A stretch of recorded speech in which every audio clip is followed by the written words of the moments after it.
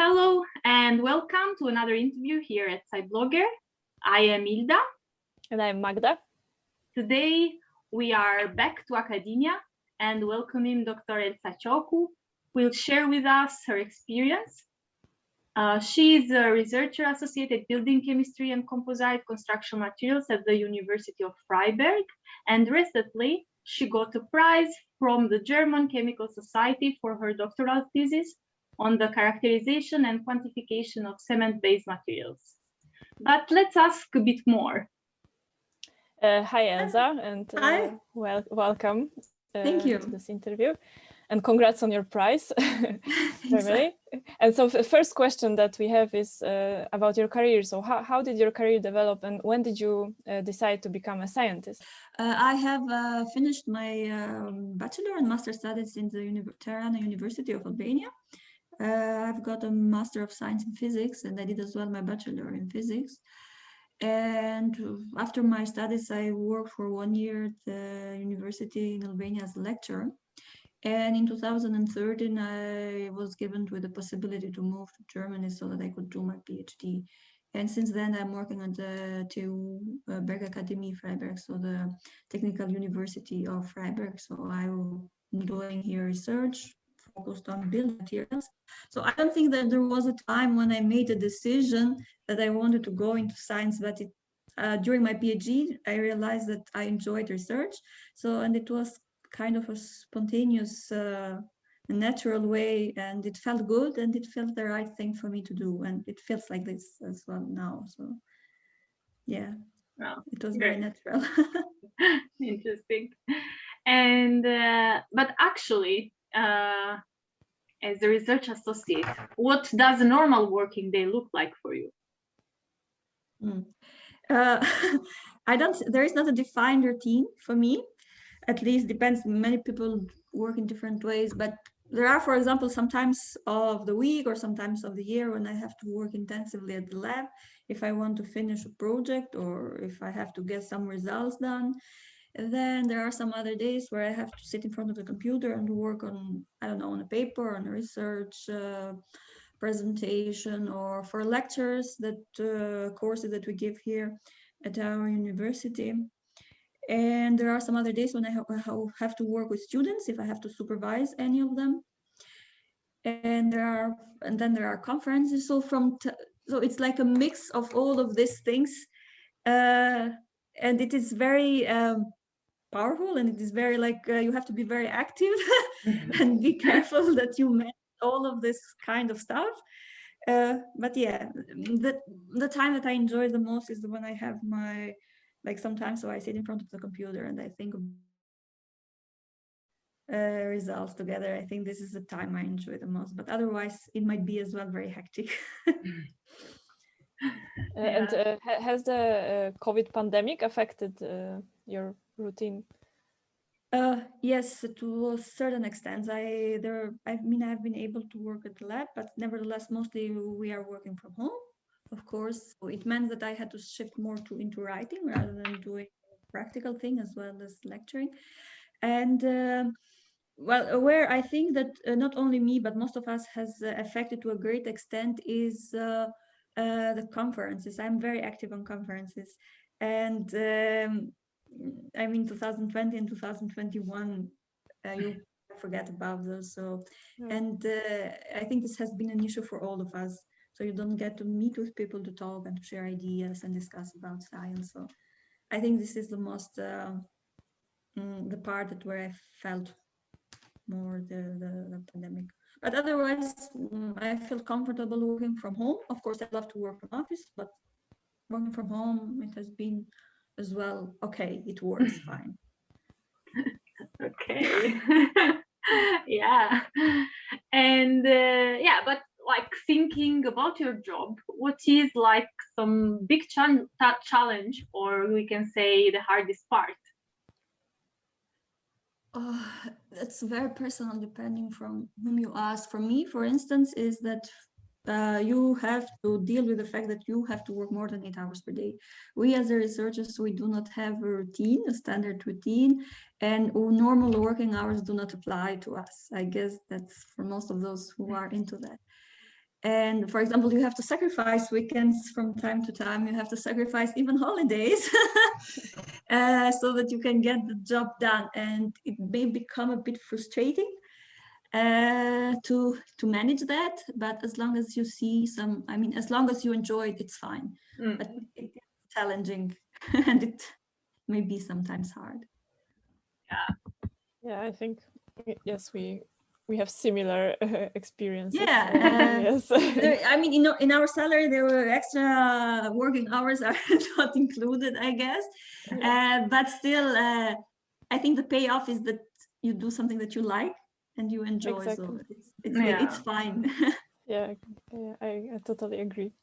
And we are all working in a similar area, I think, because you said you're working with cementitious materials and with building materials. So what are the most crucial scientific challenges that you could identify in your research area right now? Well, I am mostly doing fundamental or basic research applied to construction materials, which means, for example, the investigation of hydration or phase assemblage in conventional types of cement, as well as in ternary binders or in secondary cementitious materials, and most recently to magnesium phosphate cements. I do a lot of XRD, X-ray diffraction, but overall, all of this involves into understanding the hydration mechanism and the amorphous phase formation in these cementitious systems. The amorphous phase formation is a very actual topic now in building chemistry, and is as well of a lot of interest, as you know, we know that the phase formation and especially the amorphous phases are directly linked to the mechanical properties of the building materials. And well, I believe that if we want to understand the cementitious materials to a very microscopic scale, we first have to solve them in the microscopic and as well as so in a very small level. And every scientific or every technological application nowadays, it originates from basic science and understanding these underlying mechanisms of how our cement work. I think this is very challenging, but it is very, very beautiful because we know that cement chemistry can be very complex. It is very complex. So yes, I think this is one of the things that it's challenging, but as well beautiful. And from my perspective, but as well, the other point that we are all now facing, that I mean, researchers that we are working in these fields, is the problem that we have with the CO2 emission.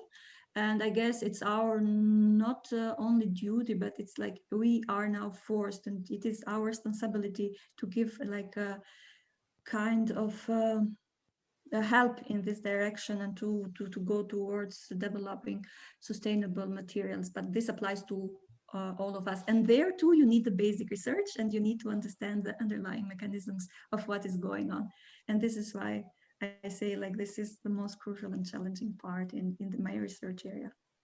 Very interesting approach. Yeah, absolutely. And now something more like personally and philosophic. So how can you define success? Well, I think there is no definition about that.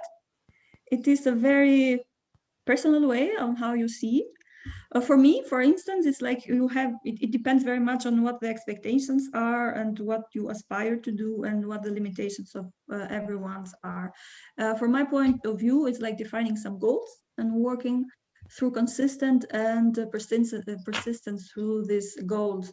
And during this time, you have a look at yourself and how you have evolved. And if at the end of the day, you are happy with your personal growth or your professional growth, then you have been successful in setting your goals. So I think that's from my point of view, at least.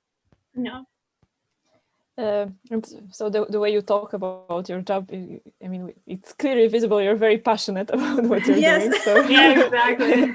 I do it. that's really nice, and I think this is Thank you. necessary in if you're a scientist. Well, if you're going to do this for the whole your life, it's a must. Yeah, definitely. Otherwise, it's a problem. Yeah, but if you were to say for someone who is just deciding to go through the scientific path, what are the biggest challenges that they can encounter? Well, the biggest challenge that we all encounter as we go through the academia is that you are not secure in how long are you going to do this job and how long you can afford to do that. Many people start in academia, but at the end, if you see only few of them are left or decide to stay, and this is because the job, I mean, not the job, but this the academia, the environment itself, the system itself, it's not very secure. So you always have to fund yourself, or you have to find money for funding your research groups or research ideas. You have to keep in mind that you might have great research ideas, but you don't have the money to find to finance that.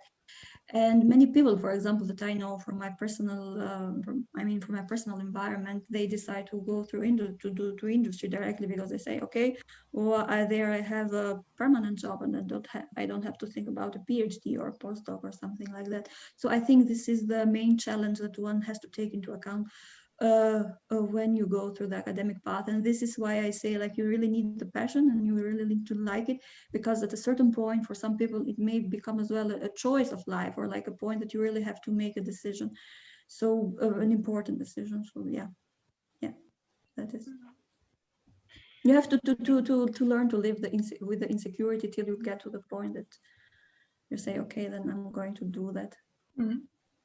Yeah, absolutely. And let's step out a little bit out of the work. So what would you say that excites you outside work? Outside, besides work, well, normal things like I enjoy very much nature. I like to take long walks.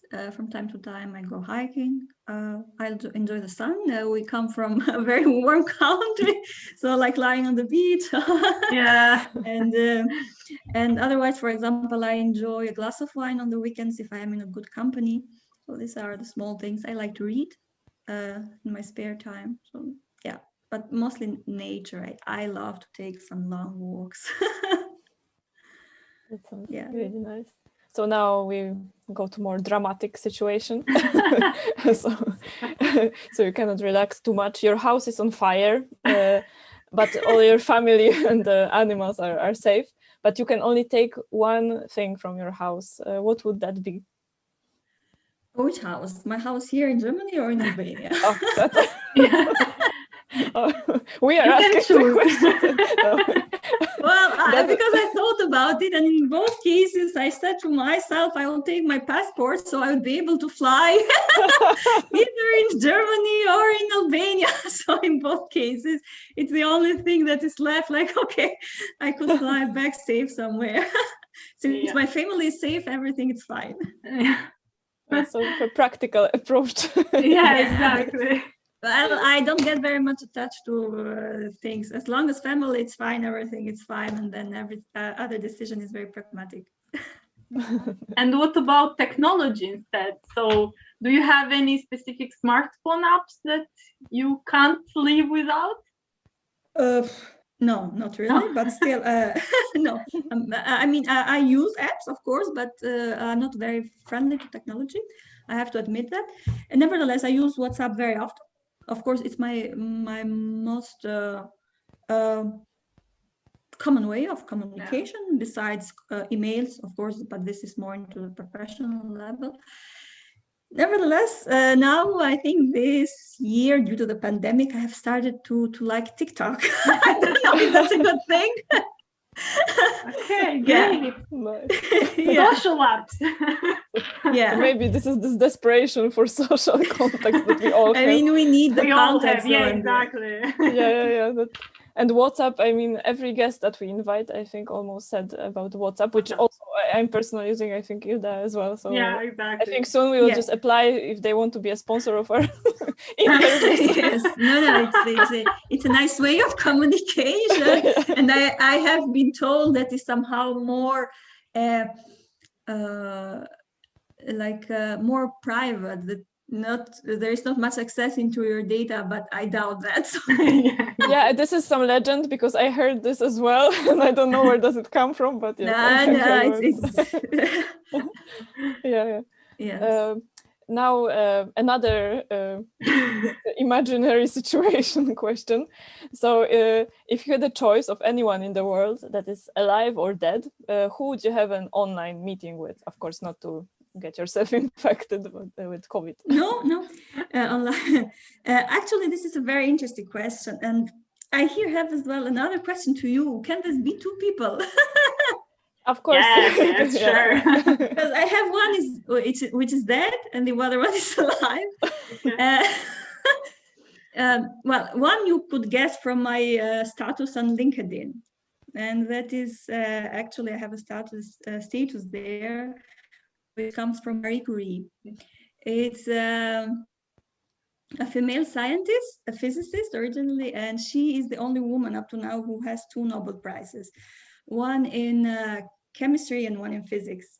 And this is great. And I have been able to read her biography, and I mean it is very impressive considering the circumstance in the time back when science was done, and there were so few women doing science, and she, through persistent work, it's incredible how much you can achieve. I think besides, of course, she got a Nobel Prize and she delivers some good science, but I think this is like the persistence to go through all of those things. And Marie Curie is one of my favorites, which I would like to, of course, but it's not possible. And there is another scientist, it's Manuelle Charpentier.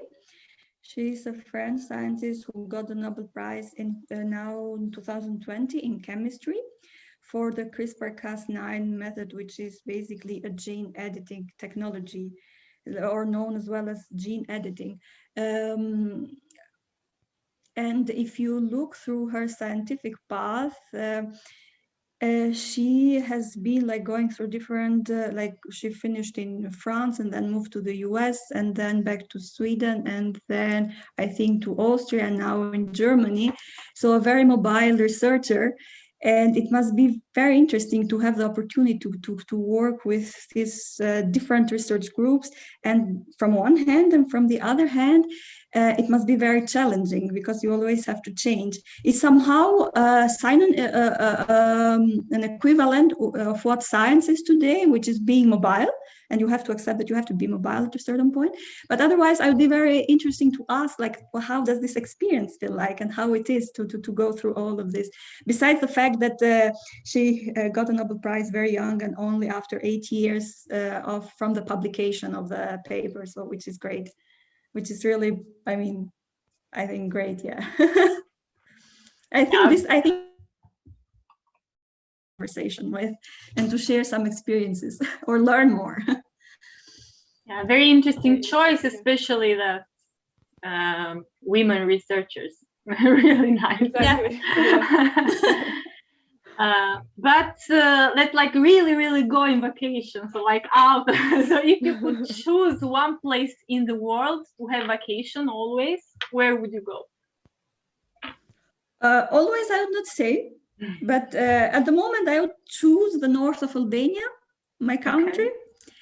I have been told that it's a beautiful part of our country. Yeah. I have been there very shortly, and I would like to spend some more time there. So I think I would choose that thing. It is the part of Albania which I haven't explored, and it feels home at the end. And, yeah. I mean, we are traveling all the time, and I think all of us have had the chances to look a lot around, but at the end, I would like to have some feeling from home. Yeah, home is home. Not always. At the end. Yes. Yeah, I think there is something to this, even in these difficult times, even that to vacation would be really the best at home right now. Yeah, exactly. Yeah. Exactly. Okay, so now, unfortunately, we need to go back to the work part and no vacation. So since, and as me and Ilda, as we discussed earlier, that we are going to finish soon, probably, or maybe sooner or later, our PhDs, yeah. And there are many young people who are finishing their degrees now, and master degrees and PhD degrees. So do you have any advice for young people, young graduates who dream to become researchers? I think I'm at the early age or at the early stage of my research path or my career. So I'm not sure if I'm in the position to really give like the advice that, but from my modest and humble experience, I think that when someone decides to go through this path has to have its own vision about research and to work persistently through this vision.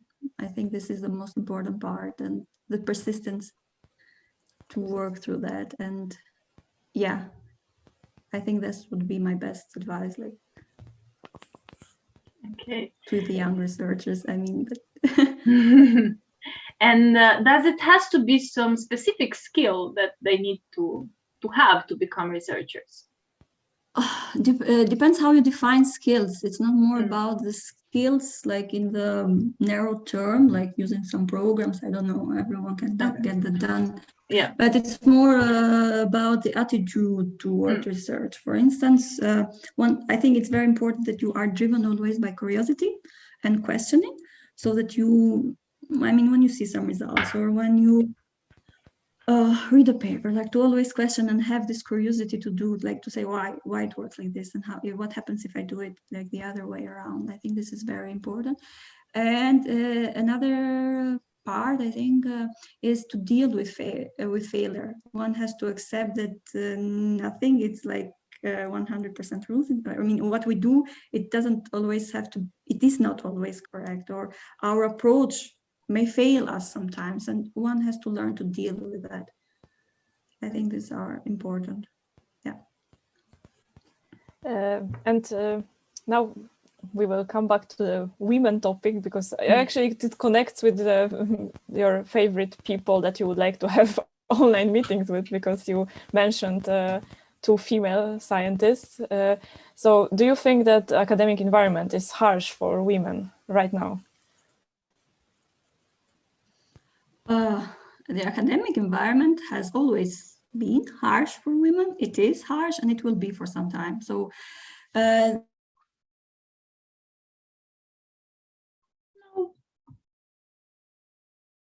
discussed, women themselves, they do not accept or do not talk about it. Yes, it is a harsh environment. You just have to look at the numbers. I don't know, but if you take our field, for example, in Germany, but even worldwide, I think we have some good female researchers, but still it is a male-dominated area. And then, I don't know, for instance, in Germany, from some statistical numbers that I took out, only 19% of the professorships are now women, and Sweden is doing a bit better in this direction. I think I checked also like 30%. 25. No, I think it's around 25. So, but still, it has been worse. Now it has become better, but it's still less. And Sweden is supposed to be this very emancipated, feministic country. So if this is so you have to check the numbers, or so from this point of view of.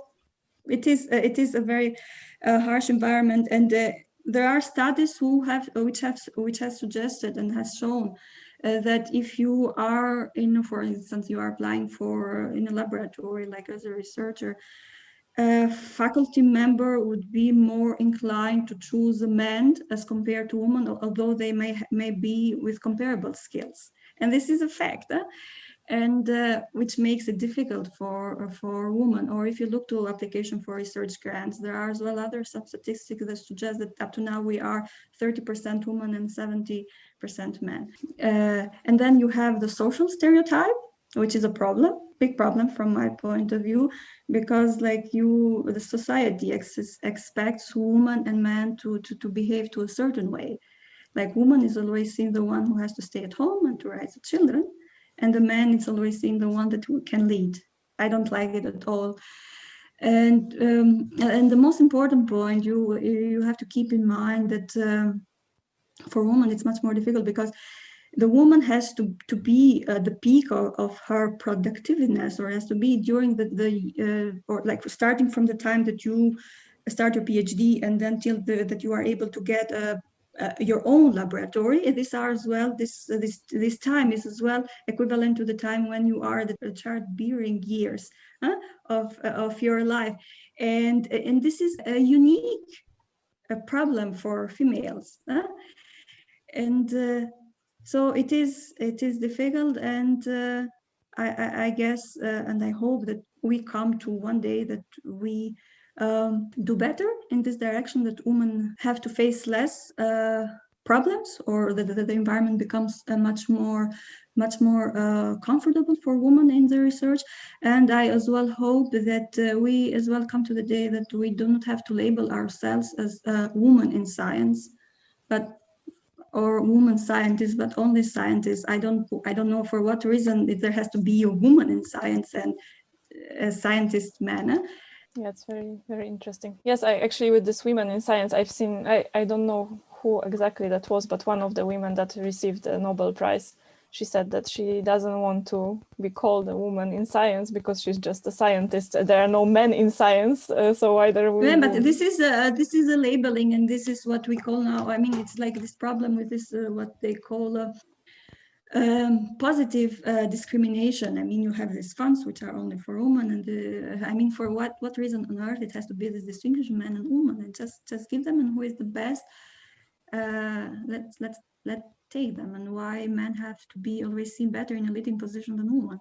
Yeah. So, but the most important thing from my point of view is that we have to talk about it. Yes. And we have to accept it. Yeah, definitely, I agree. And which are your plans for the future, Elsa? What are my plans? Well, I'm still working. I mean, after now I finished my no, I didn't finish now, but after finished PhD, I'm still working on research. So I hope that I could go further on research. There is not a definitive plan that I have to do like this and like this or like that. There is ultimately a goal. So I will continue to do research, and with the goal and the hope that one day I can have my own research group and my lab. But yeah, so this is the idea. So yeah, this was our last question for today. Yeah. Thank you for being here with us, and from SciBlogger, we wish you that you get to this point, that you will get your own research group and laboratory very soon. Yeah. Thank you very much. And it was as well a pleasure for me to be part of this interview. And I as well wish you a lot of success with this project. I have told as well, I have been talking to Hilda, and I find it a very interesting way to get some attention to us, to people who do the science, because nowadays with the pandemic, it's we come to realize it's all about this network connection and everything, but scientists are barely on the view. So now I find this a very interesting platform for other people to get to see us and what we do. And yeah. Thank you very much, Elsa. You're welcome. I wish you also all the best in your career. And thank you. And I wish you, both of you as well, a lot of success and luck. Sometimes you need luck too. If you are in the right place at the right time, at the right moment, with the right people, this is as well very definitive sometimes. Yeah. So I wish you as well best of luck and a lot of success. Thank you. Thank you very much. Welcome. And we will meet very soon for another inspiring interview here at SciBlogger. And for the moment, goodbye.